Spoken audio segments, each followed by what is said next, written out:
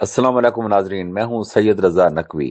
شہر میں سمگلنگ کے خلاف پاکستان کسٹمز کی انسداد سمگلنگ ٹیم نے بڑی کارروائی کرتے ہوئے غلہ منڈی اور مشاہد سینٹر پر مشترکہ آپریشن کے دوران 40 کروڑ روپے سے زائد مالیت کا سمگل شدہ غیر قانونی سامان برآمد کر لیا۔ تفصیلات کے مطابق یہ کارروائی کسٹمز انسپیکٹرز کی خصوصی ٹیم نے پولیس کی معاونت سے انجام دی۔ چھاپے کے دوران بھاری مقدار میں نان کسٹم پیڈ سامان قبضے میں لیا گیا، جس میں غیر ملکی سگریٹس، انڈین چھالیا، انڈین زیرہ، ویپ، شیشہ فلیور، خشک دودھ اور چائنیز نمک شامل ہیں۔ کسٹمر ذرائع کے مطابق ابتدائی تخمینے کے مطابق برآمد ہونے والے سامان کی مجموعی مالیت 40 کروڑ روپے سے تجاوز کر چکی ہے، جن میں سے صرف غیر ملکی سگریٹس کی مالیت 26 کروڑ 25 لاکھ روپے بتائی جا رہی ہے۔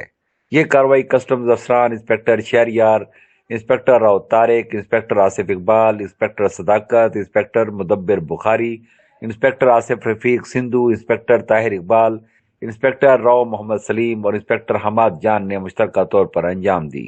ذرائع کے مطابق جب کسٹم ٹیمز نے چھاپہ مارا تو سمگلنگ میں ملوث تاجر شیخ اصغر، حاجی توصیف، عجب خان، علی قریشی اور شاہد عالم نے اپنے ساتھیوں کے ہمراہ کسٹمز ٹیم پر پتھراؤ کر دیا، جس کے باعث صورتحال کشیدہ ہو گئی۔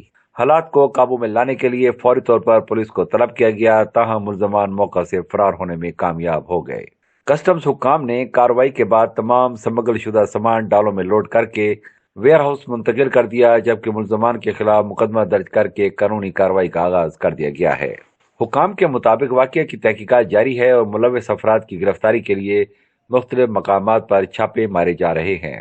کسٹمز حکام کا کہنا ہے کہ یہ کارروائی ملک بھر میں جاری سمگلنگ کے خلاف مہم کا حصہ ہے، جس کے تحت ملتان سمیت مختلف شہروں میں غیر قانونی تجارت، ٹیکس چوری اور نان کسٹم پیڈ اشیاء کے خلاف سخت اقدامات کیے جا رہے ہیں۔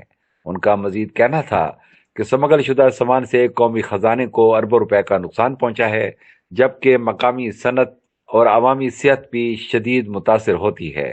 کسٹمز حکام نے واضح کیا ہے کہ سمگلر کے خلاف بلا تعطل کارروائیاں جاری رہیں گی اور کسی کو بھی قانون سے بالاتر نہیں سمجھا جائے گا۔